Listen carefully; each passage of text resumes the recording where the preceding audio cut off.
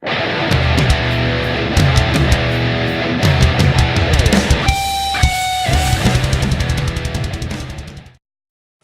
up YouTube, this is Fate, bringing you another deck profile, and today I'm going to be bringing you my Morphtronic deck. Now before we get into this deck profile, you're probably going, oh my god, why are the Morphtronics naked? They don't have any sleeves on them, like most other professional YouTubers and other deck profiles, oh my goodness.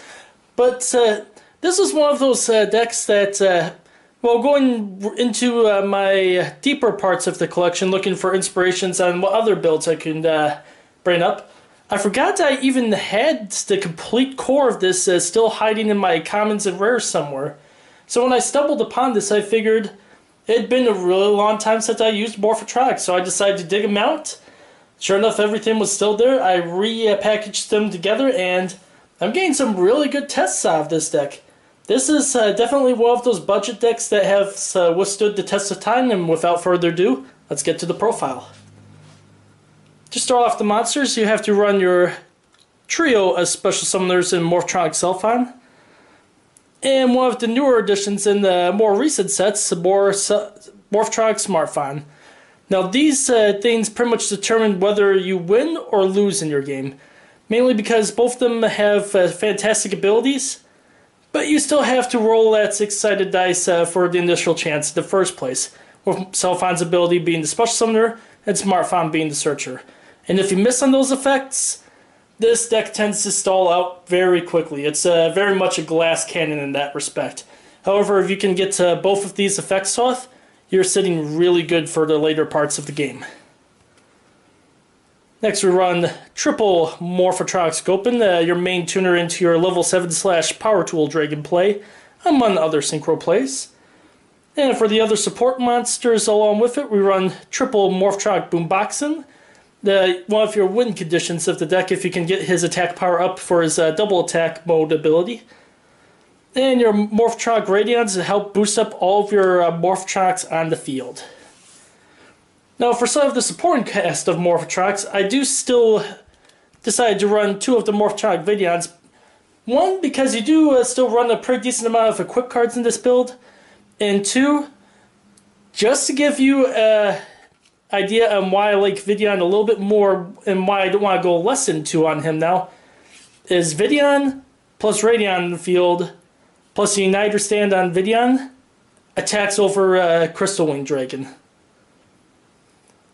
I'm not kidding, because neither of these effects trigger, and they're just constant on the field, and Videon is a less than level 5 monster.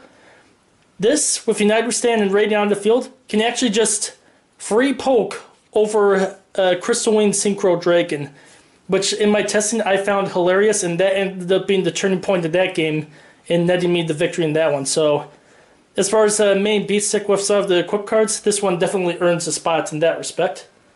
Next we have the two Remotens for later game hand fixers. Two Morphtronic Boardens for the other win condition, allowing all of your pumped up Morphtronics to attack directly while it's in attack mode. And one Lantron for slash protection against effect damage, plus having that extra level 1 tuner for your mass synchro plays when you go nuts. That's it for the monsters. On the spells, for our equip card core, we run three special summoners from the grave, Morphtronic Repairant, a fantastic card still. And for the attack pushing plays, we still run triple Double Tool C&D, and double Unite Withstand, and with a deck that can spam out monsters, Unite Withstand is extremely powerful in this build. For the other spells, directly Morphtronic related, I run triple Junk Box, just another recursion. You mainly want to go into Celfon with this most of the time, and that way if Celfon's effect does miss, and you're worried about that 100 attack monster stay on the field with the rest of your board, Junk Box allows it to die at the end phase, so this with Celfon is fantastic. And I decided to run triple Morphtronic Accelerator instead of triple MST in this build. And this is one of those spells that, for the budget player, I do believe does get overlooked, mainly because you do have to send Morphtronic specific cards from your hand to the deck. However, this is a little better than MST because A, it doesn't just target spells and traps, it can target any monster or spell trap on the field that you want to destroy. And it does give you that draw one, so it does not neg at all, and it's also a good fixture for problem hands if you get a Morphtronic to your hand that you necessarily do not want in your hand right away. And for the last of the spells to round out the deck, we run triple Machine Duplication because this with Celfon and Boarden is fantastic in this build. And one Mind Control since we do have a very heavy Synchro Focus in this build. And one 1-for-1 because a lot of our heavy plays are level 1 monster based. And that's it for the main deck. On to the extra deck. And I'm just going to say this right now. When I was putting this deck together to test it, this still works okay as a level 2 Synchro Tuner of choice, but if I was building this build, I would not run this guy. I would definitely replace this with Formula Synchron, but since I didn't have any extras for this build, I decided to run this guy instead, and his 500 attack drop when he does leave the field to the graveyard is actually pretty funny when you start going for massive plays. Deals that extra damage that your opponent is not expecting.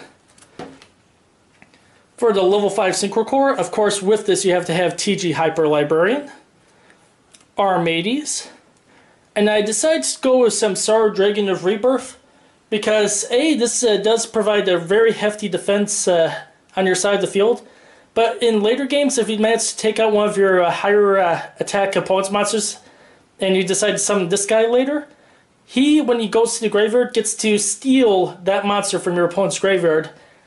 Basically, when he dies, he's a monster reborn. That sums up his ability, and it is fantastic for this build.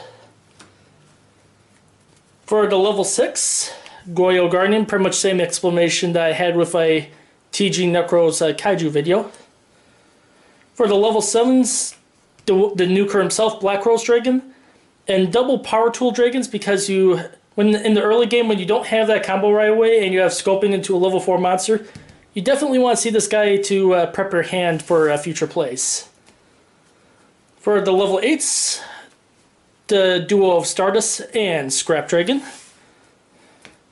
The level 9 of choice, of course, Trishula. Star Eater. And because when you do max out the plays, you have to run Shooting Quasar in this build. In fact, just giving an example, if you're that lucky on the top deck draws with Celfon and Smartfon, I've seen builds or plays out of this deck where you can easily get both all three TG Hyper Librarian, Shooting Quasar, and Trishula on the field at the same time. And for the one Exceeds monster, since you do run the level 4s, my general Exceeds monster of choice for recursion, of course, Daigusto Emerald.